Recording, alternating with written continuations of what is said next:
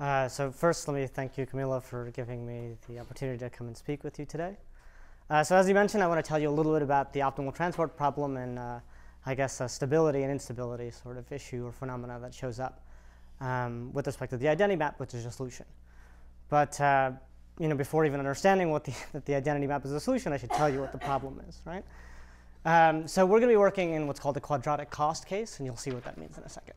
So the optimal transportation problem is a minimization problem where I look to minimize, well, the integral over Rn of x minus sx an absolute value squared with respect to some measure mu over all maps S that push forward mu to some other measure nu.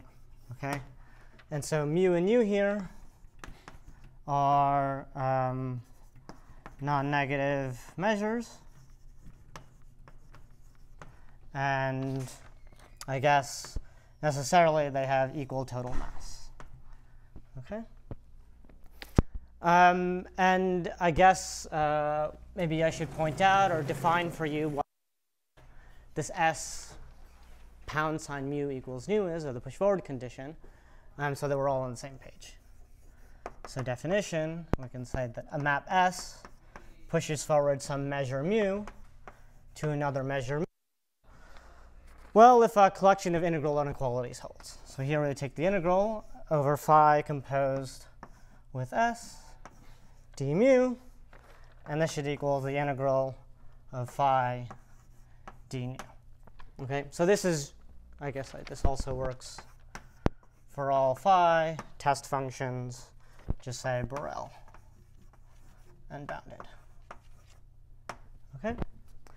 So if this definition is maybe a bit sort of abstract for you, I can give you a nice pictorial representation of what's going on, which I think helps a lot in a simple case. So let's pretend mu and nu are absolutely continuous with respect to Lebesgue measure, which will actually be the assumptions we'll work with throughout the rest of the talk, but for now in this case, right? So then what we're going to have is a nice little picture 1D. So there'll be some function f that represents mu, right? And you'll have some other function g that represents nu. Those are functions. Okay, so this is f, and this is g.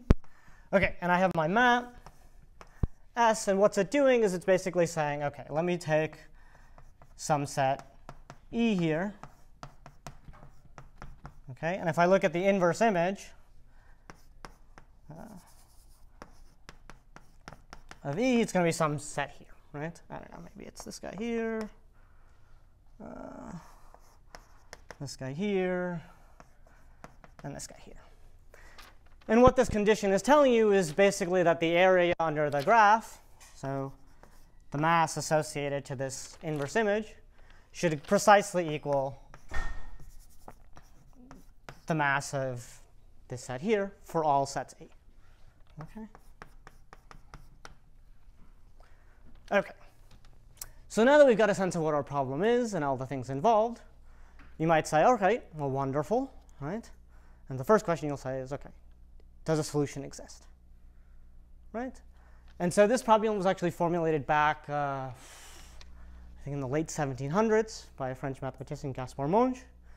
And then it took about 200 years before a solution was actually exhibited. And that was done by another French mathematician named Jean Brunier. Existence. Okay.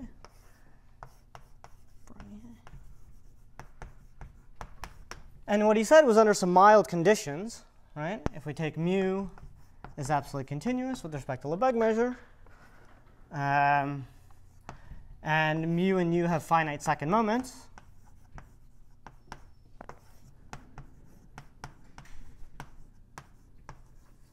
okay? Well, then I get two things.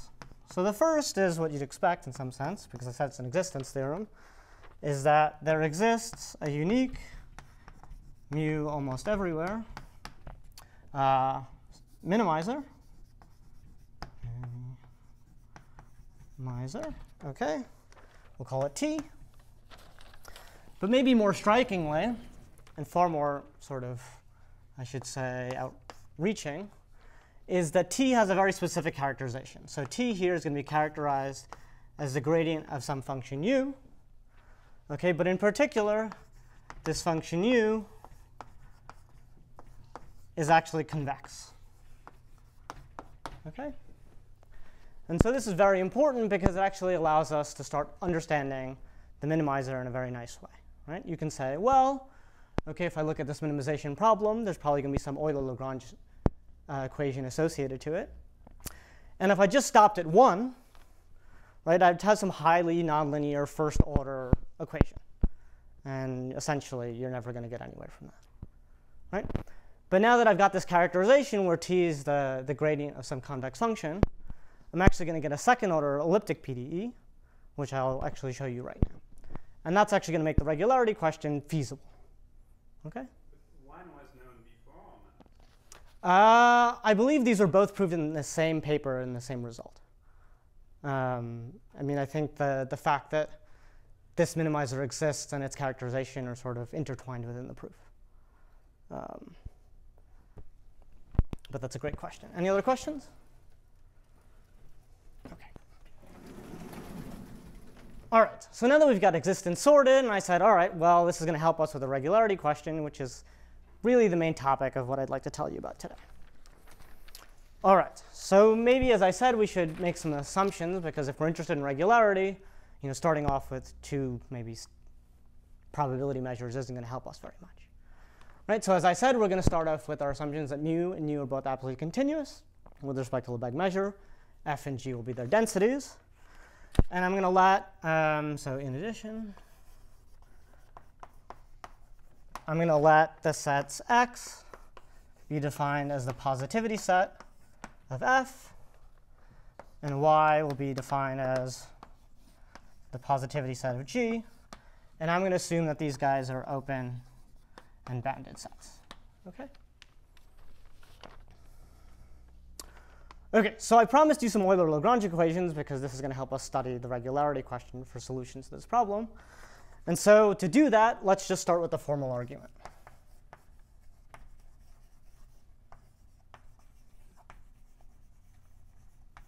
OK. All right, so we have this push-forward condition, right? So we have our unique minimizer, and it pushes forward some density f to our density g here, right? OK, so I'm abusing notation, but I think you guys can get a sense of what I'm doing. OK, so if we assume that this map T is a C1 diffeomorphism, OK, so this is our big assumption.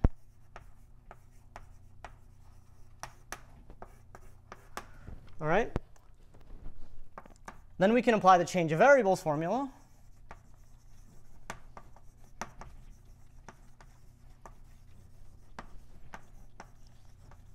And essentially, one line, get the following pair of equations. So the first is going to be that f equals g composed with gradient u times the determinant of d squared u. Okay, and this is a Monge-Ampere equation. And the second is a boundary condition, which says that the gradient image of my set X under U should be Y. Okay, so this is my boundary condition. All right. So I'm not going to write out these details. It's very easy. I think you can all do it. But the important thing is now we see that the regularity question for solution to the optimal transport problem, right, are intimately tied to the regularity questions for solutions to the Monge-Ampere problem, or Monge-Ampere equation. And in particular, right, since convex functions have non-negative definite. What is the second condition? I'm sorry. So this says that the gradient of u, right, if I look at the image of x, which is the support of my source measure, right, this is going to equal the target, the support of the target measure. Right? So it's just saying this set maps to this set equally under this map. Okay. Why is the boundary condition? Well, so this is a good question. Well, considering sort of that I'm dealing with convex functions, a lot of what's happening here is really saying that the boundary here maps to the boundary here. Now, precisely this isn't quite going to happen, right? Or I should say that the regularity question is intimately tied to precisely when this either happens or fails, okay? So that the boundary maps to the boundary or not. And we'll see this later on. Okay? Any other questions? Great. So you say, okay, so this is wonderful. And you're like, well, lots of smart people. In fact, one in particular, Luis Caffarelli, came along, and he developed a substantial regularity theory for solutions to the Monge-Ampere equation. Okay? So Caffarelli,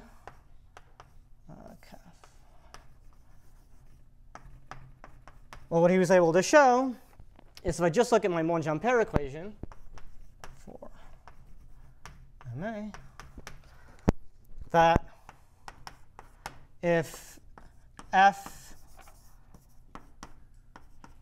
and G are bounded from above and below by, well, so a positive and a finite constant on their supports, and 2U is strictly convex,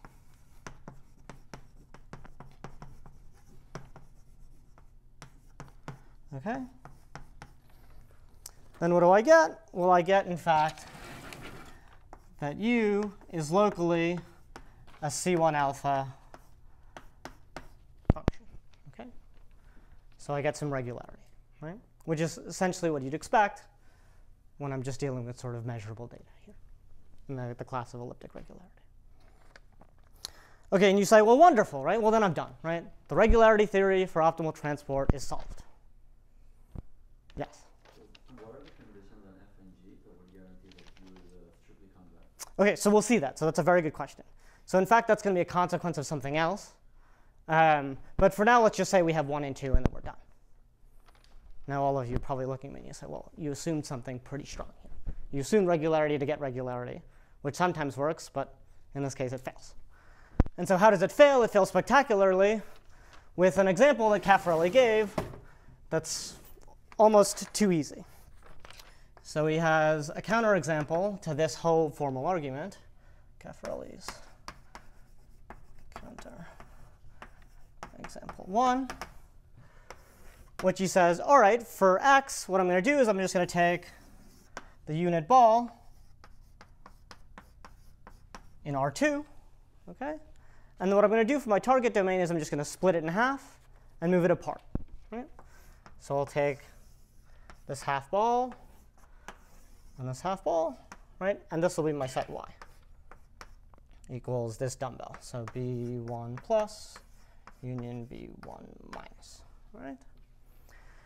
And he said, all right, well, I can solve the optimal transport problem if I look at the characteristic functions as the densities on this set.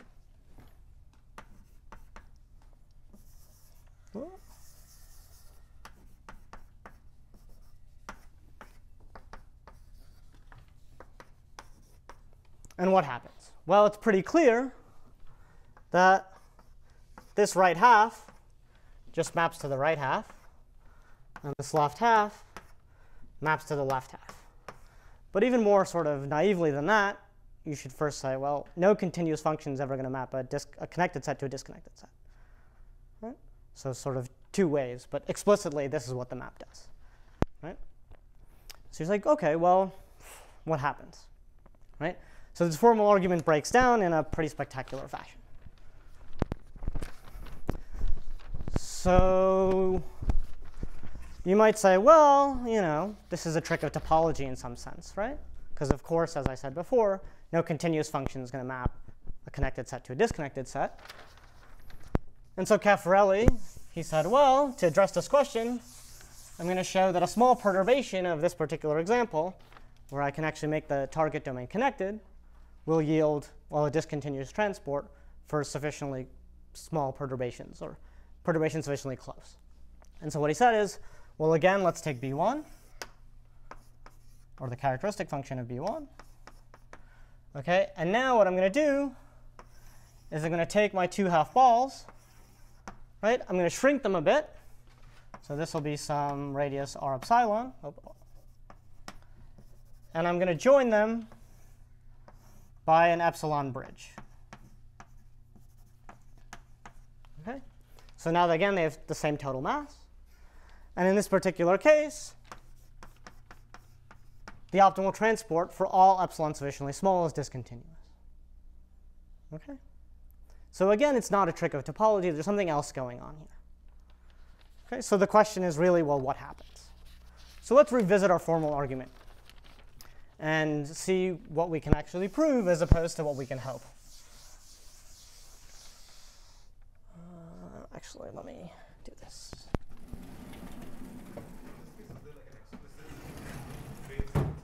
Pardon? Is there an explicit way the transport, the minimizer? So for this particular equation, no, I don't know exactly how it does. Okay, but you can just show it's discontinuous. You can show it's discontinuous through essentially a stability argument, right? Because as epsilon goes to 0, right, essentially everything's converging to that situation. And discontinuity in this case is like an open condition. And we'll see why that happens in just a second. OK, so I said I wanted to revisit this formal argument very quickly to get us a sense of, well, what goes wrong.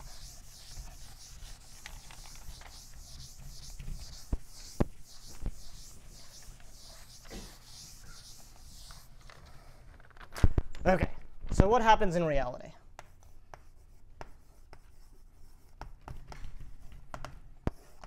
OK, so the first thing is we said, let's reanalyze our push-forward condition and see what it means in this context where I have the gradient of a convex function involved as my map.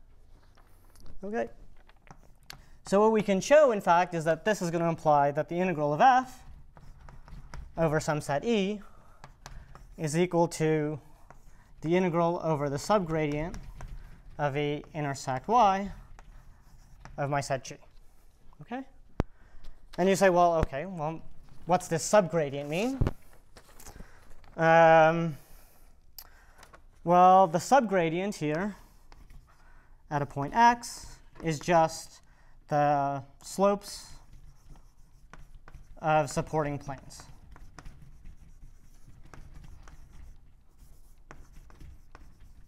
To u at x. Okay? So in a picture, right, if u is the absolute value of x, I have lots of supporting planes at 0. Right? And so all of these planes are defined by their normal. Right? And all those, when I take the union of all those, I get the subdifferential. Okay? And for here instance, I'd have a unique subdifferential, which is just exactly the one touching plane. What's a supporting plane? So the supporting plane is just, OK, so a convex function is defined as the supremum of supporting planes. And each time I have a point on my graph, right, there's going to be some plane that touches from below that sits completely below my convex function. Right? So I'm just saying this is sort of what's happening here. You can think of this as a generalization of the gradient. Right? If I had a unique supporting plane, at least locally somehow, right, this is equivalent to me being differentiable at that point. But in this setting, right, convex functions aren't always differentiable. They're differentiable almost everywhere. And so there are places where I'll have maybe multiple supporting planes, just like the origin at absolute value x. And I'm just saying take all those supporting planes, bundle them together in a set, and give it this notation. Right? What do you mean exactly by slopes of? Slopes. So each plane is defined by, But then you're integrating over a set of slopes. I'm just saying collect all the slopes together and throw them in a set. So maybe I should be more precise. Right? So du of x equals the set of P in Rn such that u of z is greater than or equal to u of x plus P dot z minus x for all z. The slope is a vector. So the slope is a vector. Right? So I collect all of these p's. And then in this case, when I take a set, right, this is just the union of the supporting subdifferentials at each point. Okay? Great. I was trying to get away with being slightly more casual, but it didn't work. OK.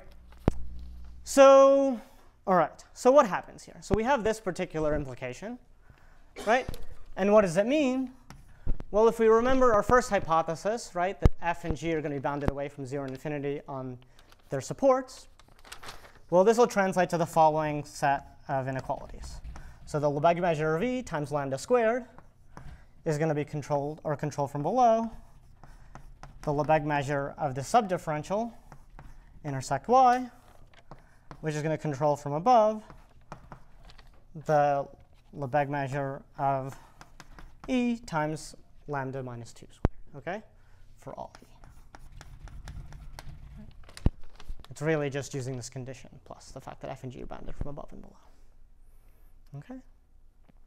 So here's something interesting, right? Is I see a relationship between what's happening, right, when I just look at my data and this image set y, right? Whereas if I just look at the Monge-Ampere equation, okay, and I do sort of the analogous set of integral, or the analogous set of inequalities, what am I going to get? Well, I'm not going to see this role, this y playing a role. Okay. So with f and g, basically I'm looking at the following. So lambda squared less than or equal than determinant d squared u is greater than or equal to, or less than or equal to lambda minus 2. Right?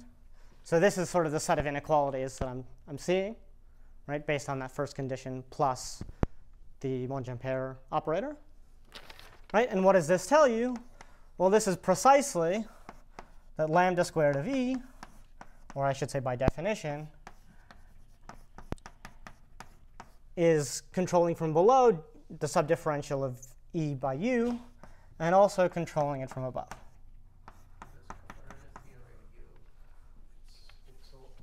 It's a statement on the plane, assuming that f is density f is bounded from below on some set or in the whole.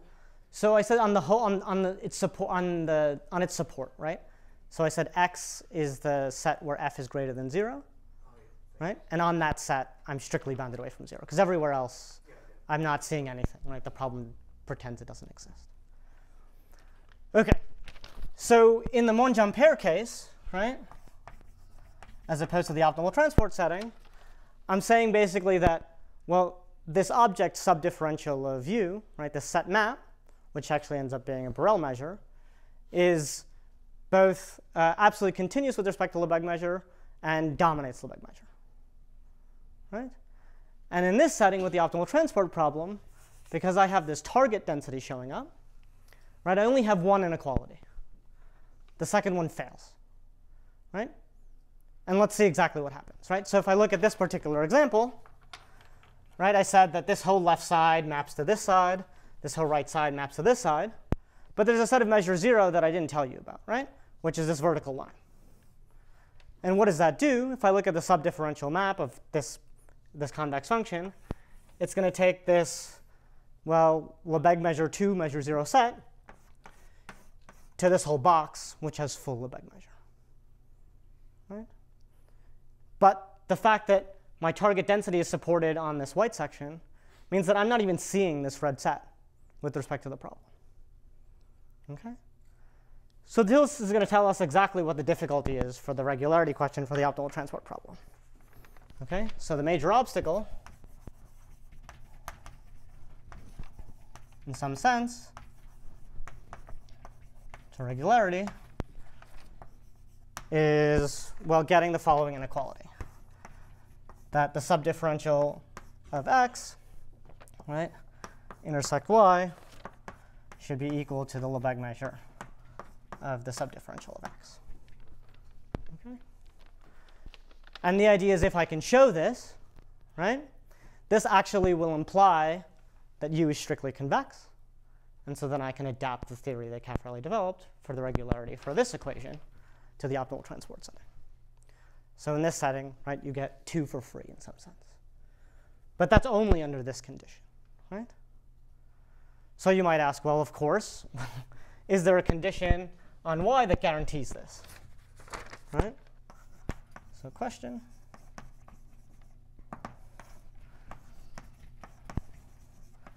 Is there a condition on y that guarantees star?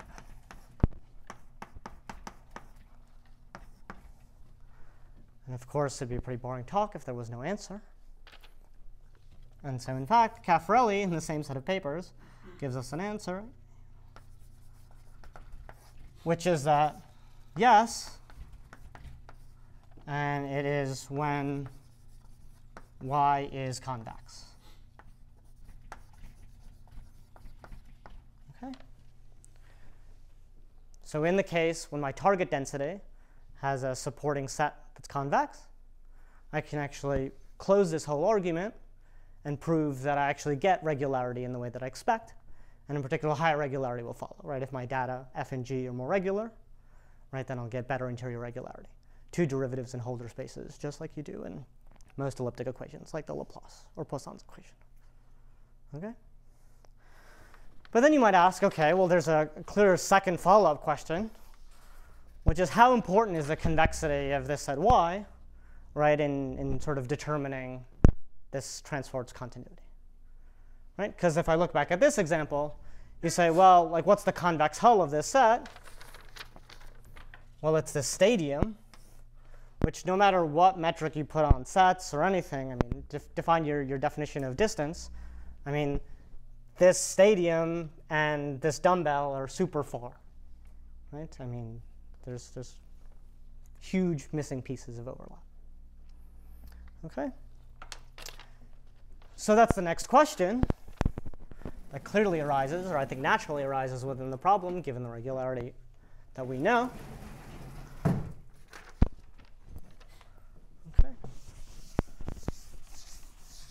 And so what I'd like to do in the remaining 30 minutes is answer that question for you.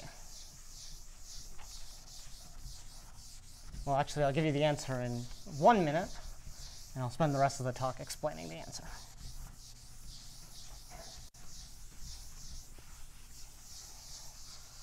Okay.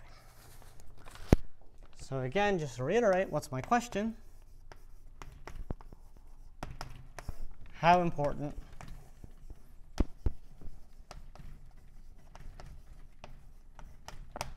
is y's convexity in gradient U's continuity?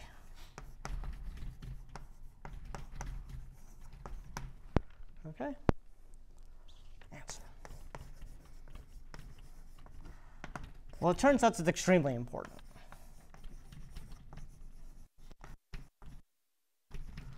Okay. Maybe an asterisk. Because y, well, y is my asterisk here, and this sort of goes to the title of the talk. If I take any set, right, pick your favorite set in the entire world, right, and I consider that as a support of the characteristic function of I consider the characteristic function of that set, right? And I make that both my source and target density. Well, then my solution is the identity map, right? I don't move anything.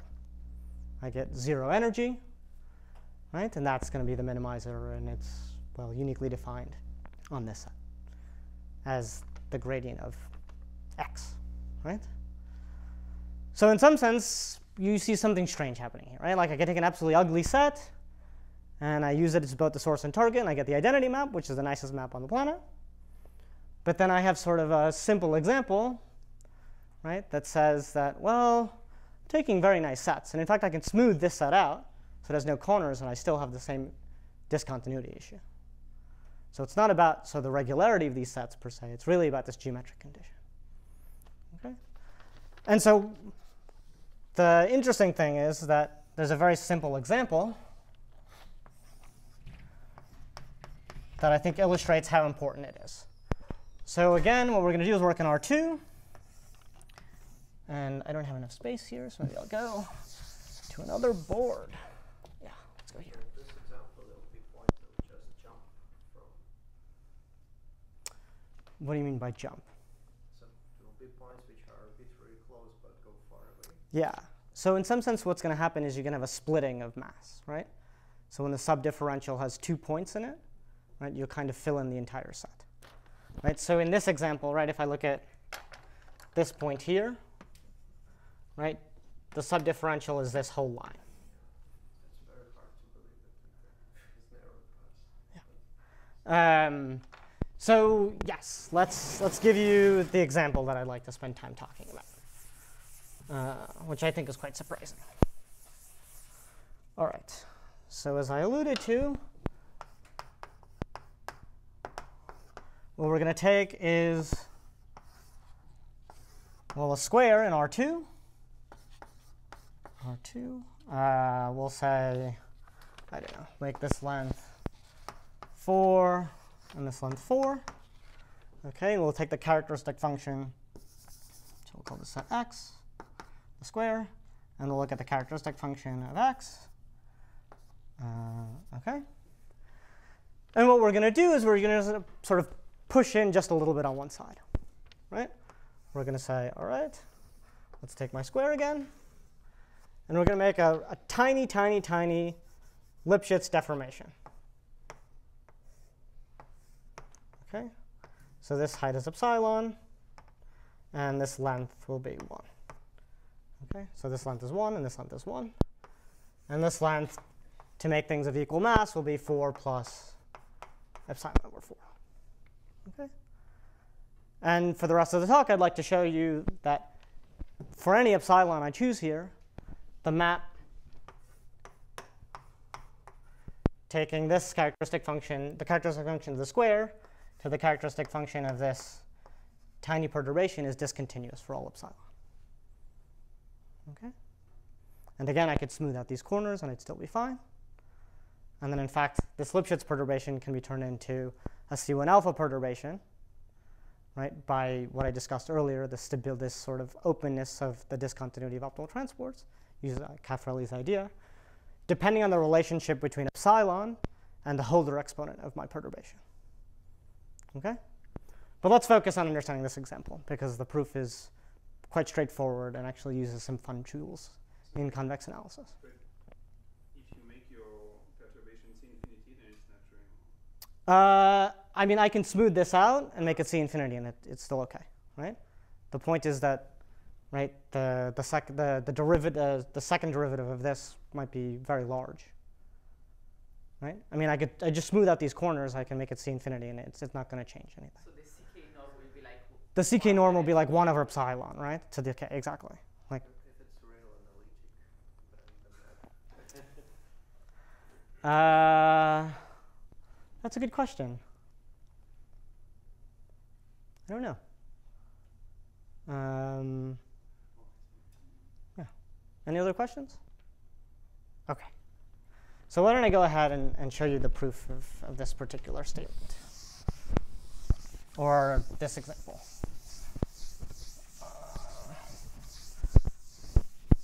So I guess I should say claim.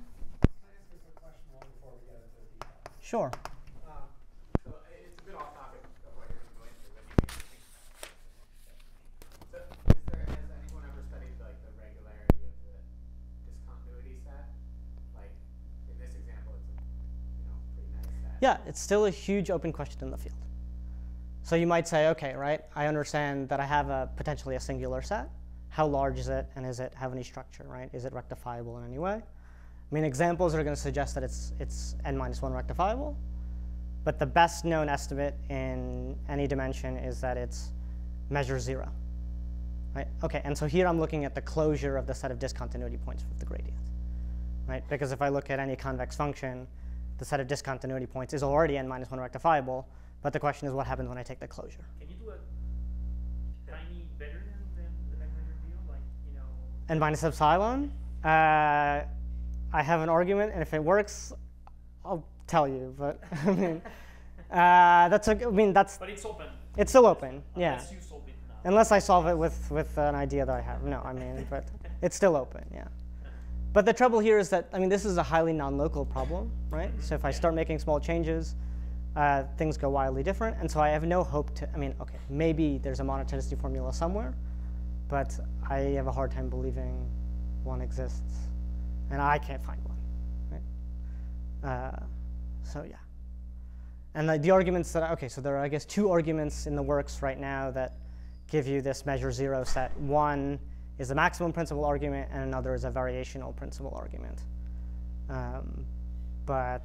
Or so I should say like energy inequality type argument. But I don't want to go into that. So the point is that you because I mean the set where the subdifferential is not a like large, that one actually is rectifiable, right? Yeah. So the point is that it might cluster. Exactly. It might points cluster, which are exactly. actually nice, Exactly. single support plane, and you don't have kind of an epsilon regularity theorem which tells you Exactly. if the support plane is just one guy, then you're regular nearby. Yeah, so Could you actually hope for such an epsilon regularity so theorem? the epsilon regularity theorem somehow says that if you're sufficiently close to x squared, right, then you're smooth. Right? But having a support plane just means that you're a little bit better than Yeah. linear. So if you want the n-1 estimate, right, you're essentially going to have to say, like, if I'm epsilon close to x, right, you'd want a first order hypothesis or assumption instead of a second order hypothesis or assumption. Understand. Right? Yeah. Yeah.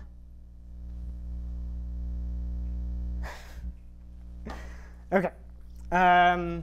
So I guess the claim is for all epsilon greater than 0, in particular we care small epsilon, T epsilon is discontinuous. Okay. All right. So the proof is pretty straightforward, right? It's going to be essentially a reduction to harmonic functions, right? So first things first is I'm going to say, well, let me make an observation, right? If I look at V, which is the Legendre transform of U epsilon, where U epsilon is the potential whose gradient equals T epsilon, right? The gradient map of V pushes forward characteristic function of Y epsilon equals to X, characteristic function of X. Right? So what is this saying is that if I look at the dual problem where I switch the roles of mu and nu, right, then the potential's Legendre transform will actually be the potential for the reverse problem. Okay, so it's a duality statement. Right? So that's all I'm saying, is that I can characterize what happens when I reverse the roles of mu and nu in terms of the initial solution. Right? So I can think of a pair of basically, I can think that there's sort of two problems here, and my paired solution is, right, a convex function and its Legendre transform and their gradients. Okay? You said that the Legendre transform of the map is the gradient. Yeah. The So inverse. so this guy here is gradient U epsilon, right? Now I take the Legendre transform of U epsilon, okay, and that's going to be the optimal transport map when I go in this direction. It sounds like a general statement without this. Yeah, it's a general statement. I'm just saying in this particular case, right, I have the epsilon. But it's a general statement, right? Okay. So here I take the Legendre transform, I have a nice gradient of a convex function, but, well, looky here, right? Well, this is a convex set. So that whole argument that I outlined before actually works perfectly, and I get a lot of regularity for this function v. Right? So, okay, so I know what? The gradient v, oh, I guess I wrote it there.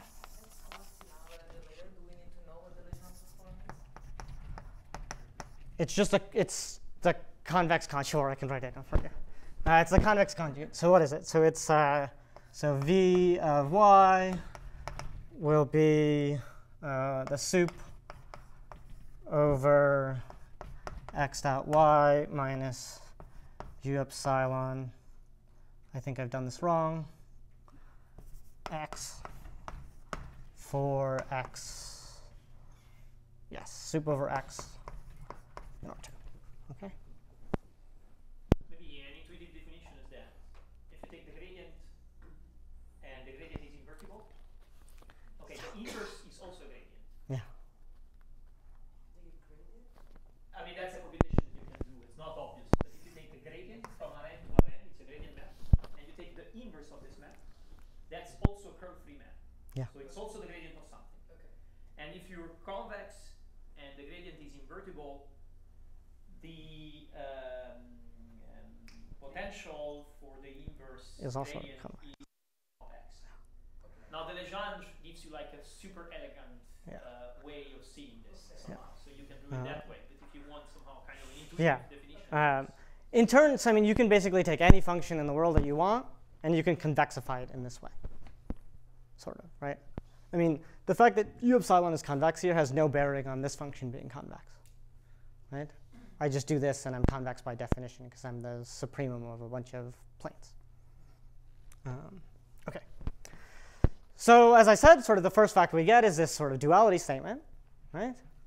And then because my target domain is convex, right, I get some nice properties, right? So the first thing is that, OK, so I guess I should just say a general fact about the Legendre transform is if a point x is in the subdifferential at y for my function v, right, this is equivalent to y being in the subdifferential of u epsilon at x, okay, which is the generalization of Camilo's statement about the inverses of gradients. Right? So this is the sort of precise way to state that when I'm not regular enough to talk about gradients. Okay. The third thing is that, well, gradient v is locally C infinity in y epsilon and Holder continuous up to the boundary. Okay? So this is a boundary regularity result that I didn't tell you about. But essentially, it's just saying that, right, I have actually regularity up to the boundary when my target domain is convex. Okay? So this is wonderful, right? Because what this is telling me somehow is saying, OK, well, if I isolate this point, right, I can say if gradient v is not injective, right, then gradient u epsilon is discontinuous.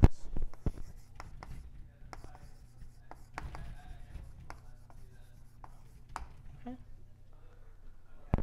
So I'm just going to spend the next 15 minutes sort of capturing this statement quantitative or in a rigorous fashion for this particular example. OK. So what happens? All right, so for the moment, what I'm going to do is I'm just going to say by a bunch of symmetry conditions, which if we have time to discuss, I'll tell you about. I can actually understand where the vast majority of the boundary points are going when I consider this direction. Okay, so in particular, this point here is going to map to this corner here.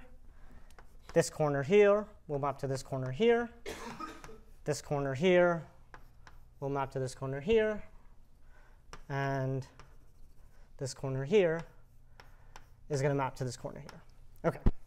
So why is that happening? OK, I should say something maybe more general, which is if I look at these domains, right, I can see that there's an axis of symmetry, right? If I just cut down the middle horizontally and I cut down the middle horizontally, right, both the densities are even, right, with respect to that, and the domains are even with respect to that. So it turns out that because of the quadratic cost condition, I'm going to know that everything in this top half is going to actually map to everything in this top half, and the bottom half is going to map to the bottom half. Okay?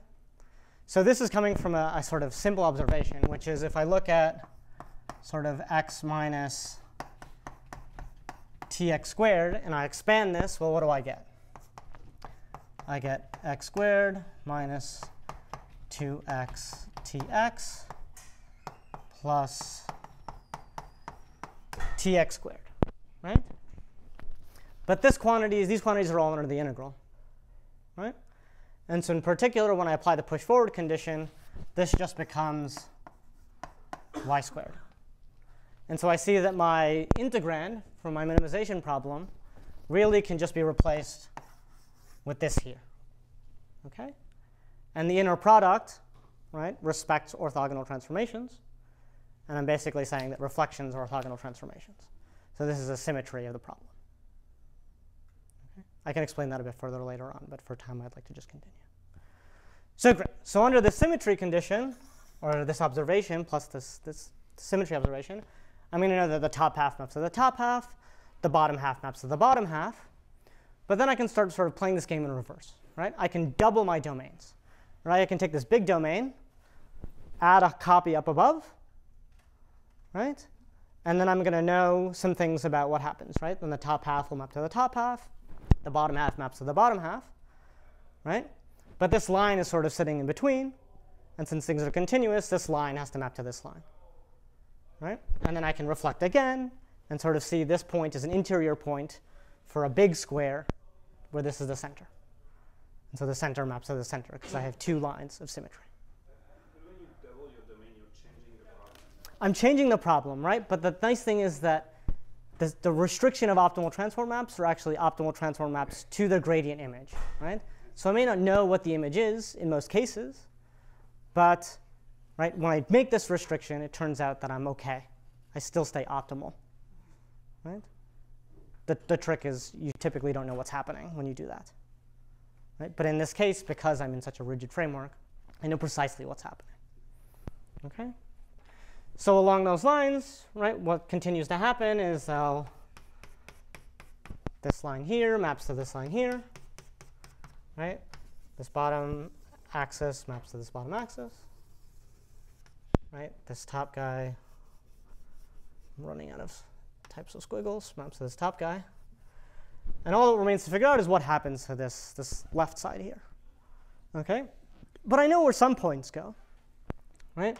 I actually know that sort of this top half has to map to this top half, and this bottom half has to map to this bottom half. So right, I'm going to get something that's going to start like this, right? And then I don't know what's happening. So there are really two possibilities, OK? Since I know that this piece lies on the horizontal axis, it has to map to the horizontal axis somewhere, OK? So case one is going to be that this guy here maps to the corner, OK? And case two will be that this guy here maps to some point here on the horizontal line in the interior. Right? So this is case two. OK? And if the boundary maps to the boundary, then I just sort of fill in this line, right? Everything happens. I just go directly down, and I go directly up. And the boundary is well sort of determined completely, OK? And then I don't have any injectivity issues with the gradient.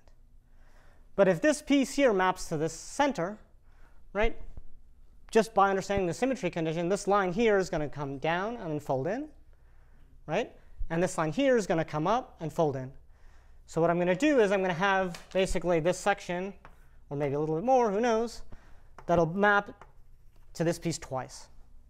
And that's non-injectivity for the gradient map at those boundary points, which precisely, as I said, right, captures the fact that the inverse image, or the gradient of u epsilon, will be discontinuous. OK, so how do you do this, right? Be discontinuous where? It'll be discontinuous along On the entire segment? basically this entire segment. Because what will happen is this segment will fill in something like this. OK. So then you say, all right, well, I've got two cases. Let's start with one and see what happens. And since it's easier to do things when things are smooth,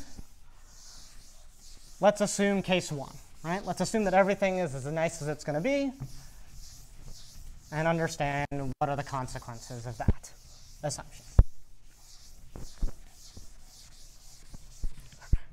So assume 1. So this means that that corner maps to the end of the boundary, maps to the boundary. All right. So now what I'm going to do is I'm going to actually take the partial Legendre transform in the horizontal direction. Now what does that mean, right? So we said before that the Legendre transform is a convexification of my function in some sense, right? But what I can do is instead of convexifying in both directions, I can just choose a direction and convexify along that direction, right? So I'm going to consider, well, what I'll call it is v star of, say, p y2, which is defined to be the sup of y1 in, did I do this right? I never get this right. So this should be the soup. Where am I? I'm there. So this should be the soup in y epsilon of p y1 minus v y1 y2. No, this is wrong. No, that's right. Okay. No, this should be x, like that. It should be a horizontal slice of x at y2, right? So basically what I'm doing is I'm saying, let me look at a horizontal slice here, right, and convexify just that line, along that line. Okay? So I probably botched this, but the point is that I take the partial Legendre transform in the horizontal direction, okay, and what do I get? Well, what I'm going to do is I'm going to say, okay, well, I'm going to get, in fact, y1 and y2 live on there, doesn't live on that direction, right? You're saying that y1, y2? so v what? So v lives as a function On the right hand side. on here, right? So how can I feed him? So you're right. So I should be feeding this other guy. Thank you. And then, No, I don't. right? Because the p is the variable. P is the variable, and y is something fixed. No, yeah. So maybe the better way to write this, yeah. So P is the variable. Y1, yeah, this should be x. No, this is wrong. So this function v star will actually be defined on x. Okay, so that's the point. So this should be correct, right? This is correct. Okay, great. Okay. So great. So v star is defined this way, right? I know it's actually going to be a function defined on x. And why is this possible to understand? Because I know where all of the boundary points are going, right? So then I can understand v star in a well-defined way. Because this function's only well-defined in some sense when I have strict convexity of the gradient, right, along that direction. Or along, okay, anyway. So what's the point, right? So v star is defined on x.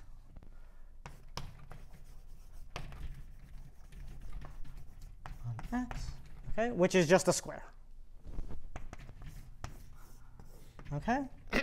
And then what I'm going to do is actually just for fun, or not for fun, but an important consider, is I'm actually going to consider the partial derivative in the horizontal direction of v star, and I'm going to call this w. Okay? So I take the convexification in one direction, and I just take the partial derivative in that direction. And what is this doing? This is basically saying I'm turning a Dirichlet problem into a Neumann problem. Right? So the Neumann problem for w, right, is, sorry, the Dirichlet problem for w is a Neumann problem for v star. Okay? So what do I get? Well, it turns out that I get that the Laplacian of w is 0 in x. Okay?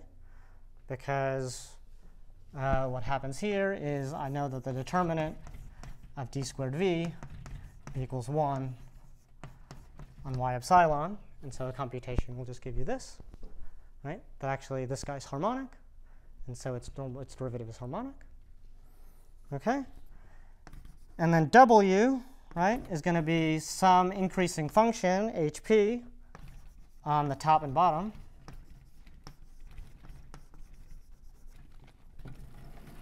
Okay? W is going to be, well, constant on the right. Okay? And on the left, W is going to be the max of 0 and minus epsilon y2 plus epsilon.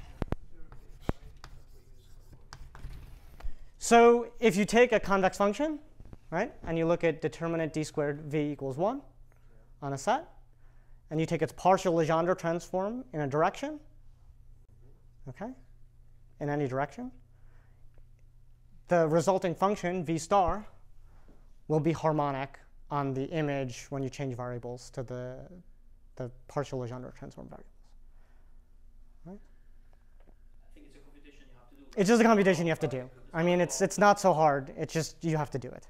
I mean, in higher dimension, it would fail, I guess. Yeah. This is a 2D fact. Yeah, it's a 2D fact that is exploited quite a bit in 2 dimensions, but it's a fun fact in 2D. Okay, so this is a 2D fact. So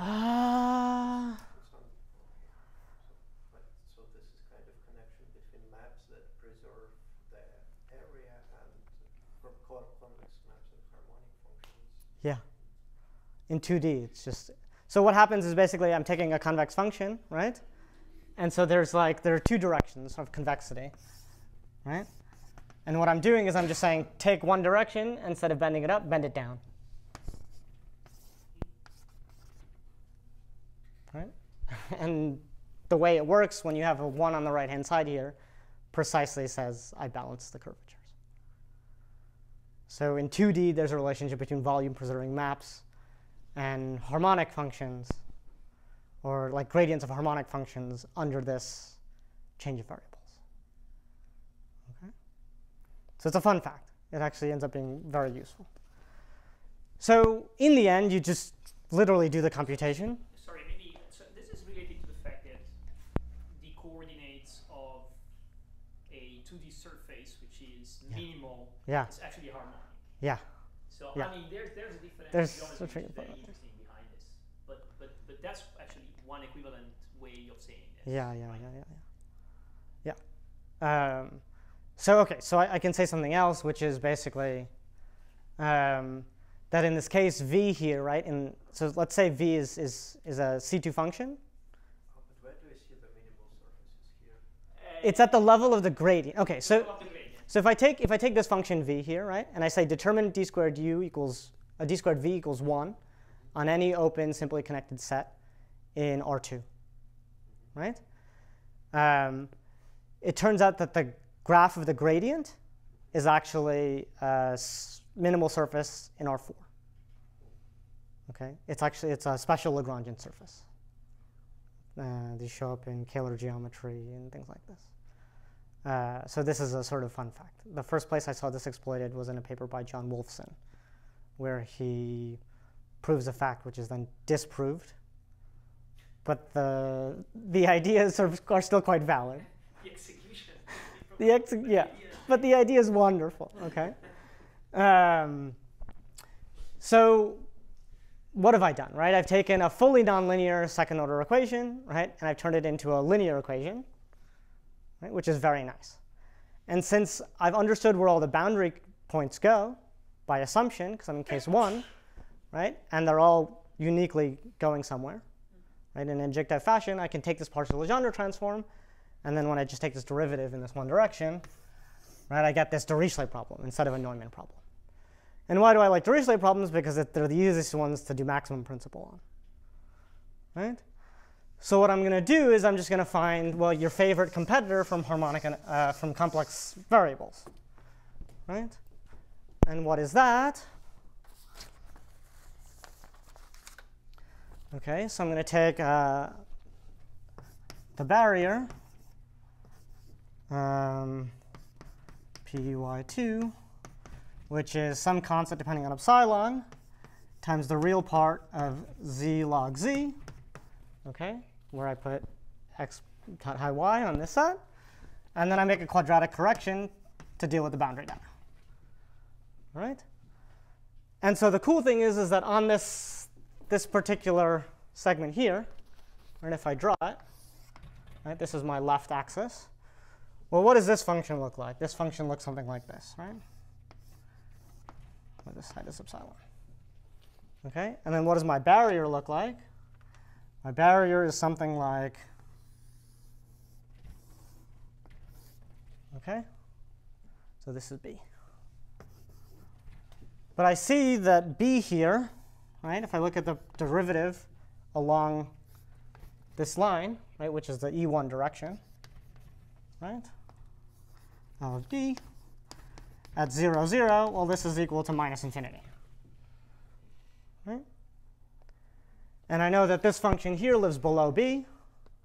So this is going to say for small values, or say small time, that d11 of v star, right, is going to be less than 0 on some small segment for small p along this horizontal axis here.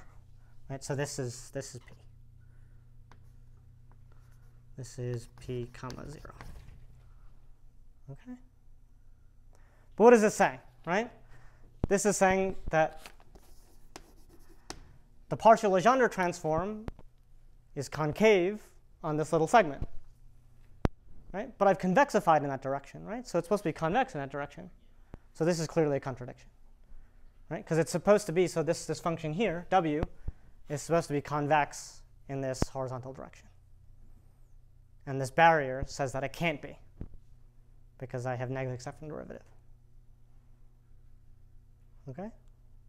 So that means that this whole starting hypothesis, which says that this corner here maps to the boundary point, could never have been. All right?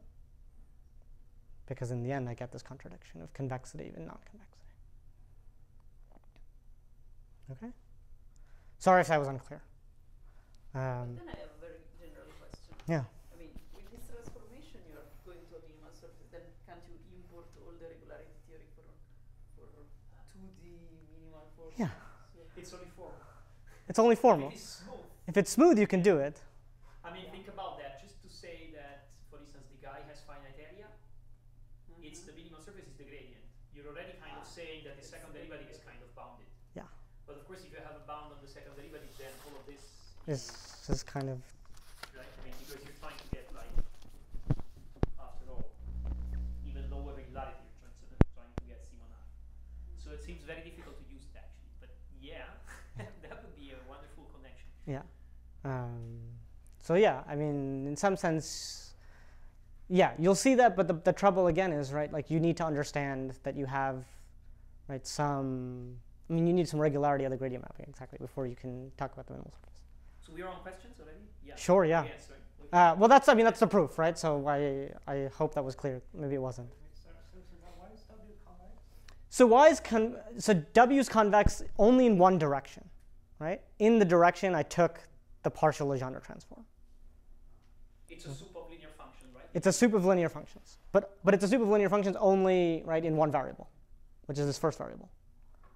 So that means it's convex in that variable, which was this other picture before, right, where I had the bowl, and then I bent one of the axes down.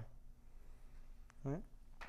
And so harmonic functions, right, they bend up as much as they bend down. Right? Convex functions are always bending up. So this is saying take one side, right, one direction, and bend it down to compensate for the up bend in the other direction. And that bending precisely compensates to give you zero mean curvature when the right-hand side is 1 from one jump in. So where are you actually using, so if you were actually to make a smooth perturbation, why doesn't this actually go through? Is it in this barrier? So the smooth perturbation of what? Of the I mean, like, okay, so the way you're actually constructing smooth counterexample is first of all to make this that is not smooth, yeah, right. And then I just smooth it out, and then it's by stability. But I mean, if you proceed in these two steps, it might be actually that the second derivative of the smoothing is maybe very high, right? Yeah. Why can't you actually directly apply this argument to something which bends nicely, so that the second derivative is not that big after all, but which has exactly all the same symmetries? You could. I think you could. So somehow it's not only that. So yeah. So even a even a small CK perturbation, you think is going to give the same. No. Okay. So this is somehow I said, right. This is a counterexample to continuity when I have a small Lipschitz deformation, right? Okay.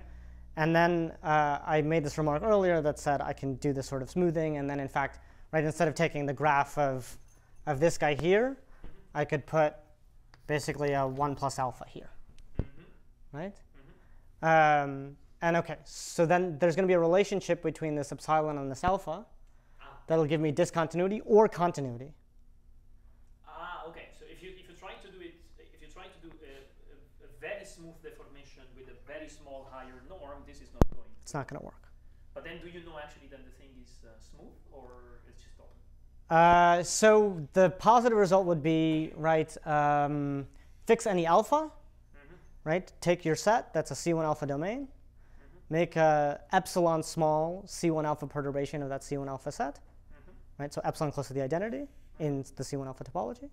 If epsilon is sufficiently small depending on alpha, my optimal transport will be continuous up to the boundary. In fact, Holder continues for every beta, right?